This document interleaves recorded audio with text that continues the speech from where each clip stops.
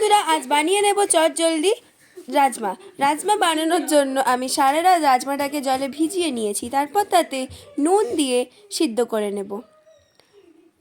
তারপর কড়াইয়ে সর্ষের তেল গরম করে তাতে তেজপাতা, শুকনো লঙ্কা ও গোটা জিরে দিয়ে ভালো করে ভেজে নেব।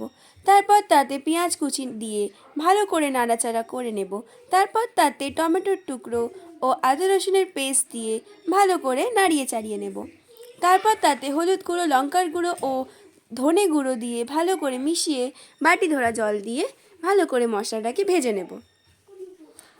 মশলাটা ভাজা ভাজা হয়ে গেলে তাতে সিদ্ধ করা রাজমাগুলো দিয়ে ভালো করে মিশিয়ে নেব। তারপর ওপরে পরিমাণ মতো মাখন দেব। তারপর ওপরে চিনি ও কসুরি মেথি অ্যাড করে দেব। তারপর ভালো করে মিশিয়ে নেব। তৈরি আমাদের রাজমা। রাজমা আপনারা পরোটা বা রুটির সাথে সার্ভ করুন। অতি সুস্বাদু একটা রেসিপি। এরকম আর নতুন নতুন ভিডিও দেখার জন্য চ্যানেলটাকে সাবস্ক্রাইব করুন এবং লাইক, শেয়ার ও কমেন্ট করতে ভুলবেন না।